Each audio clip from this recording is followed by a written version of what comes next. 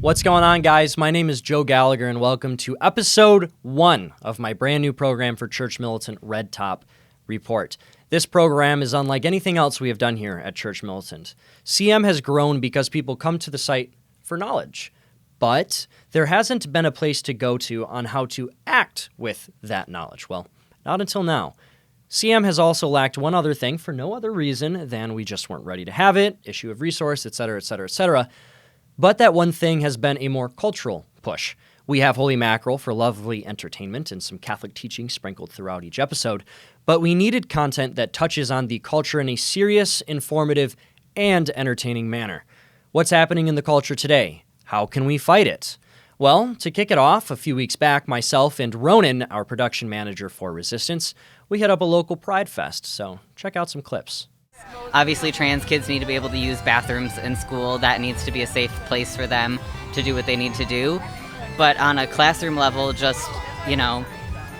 everybody learns pronouns. Pronouns are something that everybody has. I know with how things have been in the media, people try to pin that as just like a trans issue, and it's obviously not. Everybody uses pronouns. So I think as long as it's kept at an educational level of just like, this is how people identify, this is how pronouns work, this is how to respect your classmates in a classroom setting, that there's no wrong age to do that. Almost every children's show or movie ever will have like a straight romance somewhere in it, so I figure as soon as you're learning about boys and girls and couples, I figure you can learn about the rest of it too, There's not a problem with that, I don't think. Do you see any difference between, a heterosexual couple versus a trans couple versus a traditionally gay couple? No, not really. Not as far as kids know, at least. Yeah. I am Aurora Hory-Alice. I'm here to perform for Hazel Park Pride. So I think that drag queens and children is a wonderful, beautiful thing because every drag queen I've ever met is just a wonderful, beautiful person. Interesting, right? Sure, yeah, and it's comedic and sad and somehow both together at the same time. But we aren't just going to do some look at how ridiculous they sound clickbait video. How do you argue against this? How do you work to stop it? Well, let's first look at some of my favorite arguments made by our good buddies, at the Pride Fest. But if you could show me a single state, a single body of legislation, a single piece of legislature that is actually making it illegal to be a conservative, then we could talk. So this was a favorite. I really liked those two, Christy and Misty were their names. Well, my lovely, loquacious lesbian lovers, let me tell you why you're both wrong and right. Your premise is correct. It certainly is harder to be a tranny in today's day and age. But your justification couldn't be more incorrect. And it isn't because these trannies are having trouble using the bathrooms they identify with, or because dudes who think they're girls can't play sports with females who actually are females. But it's because your doom is spelled out for you if you suffer from this disorder.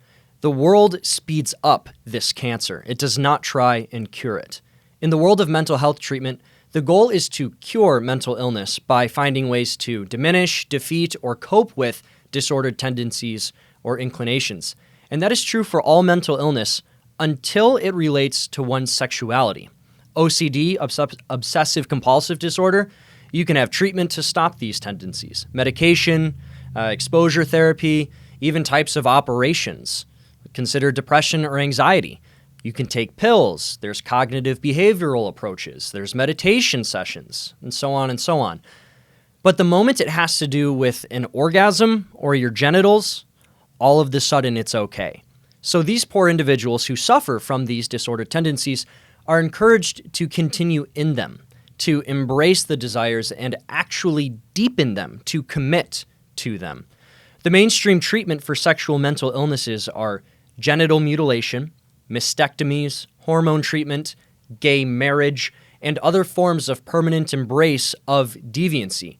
Society has gone so far as to actually change the culture at large to conform to these outlier groups. And the saddest part is any outreach for these individuals who truly want to fight these tendencies are demonized. The outreach is demonized and even made against the law. It's criminalized. They lose funding, etc., etc.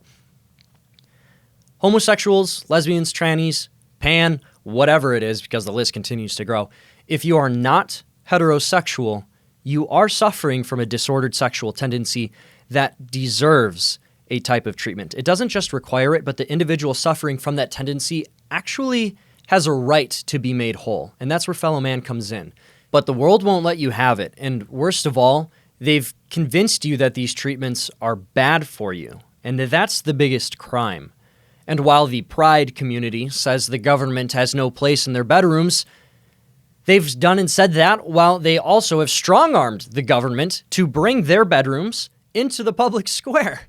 So let's hang out with Misty and Christy a little bit longer. Here's my favorite comment from our conversation.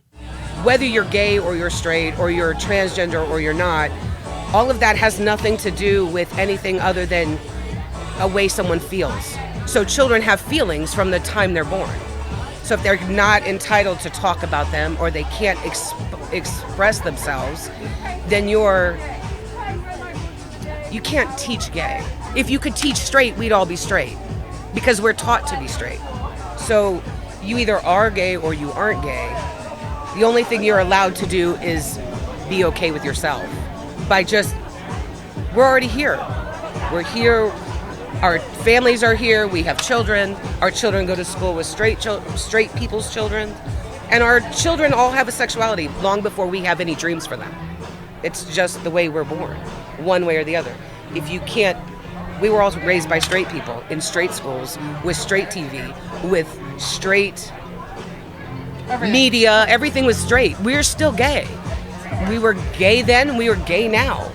Our children are gay, your children are gay, whether you tell them it's okay or not. So I don't think you can indoctrinate children into being gay. You just make them okay with being who they are, and they are who they are. You can't teach gay. They are who they are. That's actually reminiscent of a Kesha tune I have to admit I've jammed out to once or twice. We are who we are. But seriously, you can't teach gay. That's her words. But before I offer my input, let's see if she can argue against it herself. I feel like it is not perceived the same way as heterosexual indoctrination. We indoctrinate children into heterosexuality from the time they're born. From our parents' dreams onto our children to every single thing they get into their psyche, every book, everything, as if that's a basis for normalcy. And it is for a lot of people, but it isn't for everybody. So if children are indoctrinated, they're indoctrinated into that particular mindset, right, or sexuality or orientation or whatever. I think we need to take away from the fact that whether you're gay or you're straight or you're transgender or you're not, all of that has nothing to do with anything other than a way someone feels. So, you can't indoctrinate children, or you can. Is sexuality malleable based off of one's environment, or is it not? Is there a baseline sexuality, and anything deviating from it is just that, deviant? And by the way, the Oxford Dictionary defines deviant as departing from usual or accepted standards. So there shouldn't be any massive insult when we use the term deviant. But I think that's enough Misty and Christy for today or for the rest of our lives. If you two see this, please DM us on Instagram at RedTopReport if you'd like to continue the debate and discuss. Maybe we'll even have you on. Just don't hit me. So let's move on to Andy. She's a sweet gal. Here's what Andy had to say. I mean, I don't really think so when it comes to most of it. I mean, almost every children's show or movie ever will have like a straight romance somewhere in it, so I figure as soon as you're learning about boys and girls and couples, I figure you can learn about the rest of it too, There's not a problem with that, I don't think. Do you see any difference between, a heterosexual couple versus a trans couple versus a traditionally gay couple? I mean, no, not really. Not as far as kids know, at least. I mean, yeah. Okay. Andy is a prime example of yet another victim-made brainwashed soldier. In our discussions, Andy was very sensitive and open to a lack of acceptance in the Pride movement. It was actually the thing she was most willing to talk about. We are now to a point in the world where people in my generation, Generation Z, Gen Z, we lack so much capacity for reason that many of us truly don't even see a difference between a real family and a fake one, a mom and pop versus, the Dave Rubin type family. To say there is no difference between a male-female couple versus a same-sex couple should be very heartbreaking to anybody that hears that.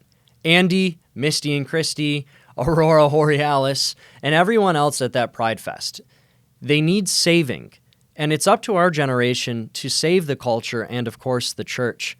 We are the generation who needs to undo the failures of the past generations. We have our whole lives ahead of us. And even those who are a little bit older, 45, 55, 65, 75, 85, even if you have one foot in the grave, it's never too late to get involved. But that requires us to even care enough to keep in the fight, to be willing to lose friends, jobs, family members, risk never being able to find another job once you land one conservative gig, so on and so forth. You will have to be the bearer of the pain and of the suffering in order to offer other people freedom and joy, truly to offer them the way to salvation, which is offered to every man. And that way, by the way, is Jesus Christ in the one holy Catholic and Apostolic Church. So what could have happened to fight this? What could we have done? Find out next time, where we dissect 3 different routes of action to stop this type of insanity. This is what Red Top Report is all about. It's a look into all sides of the culture battle and how you can fight it. We'll see you next time. Away from race, run into the box, run it, check it.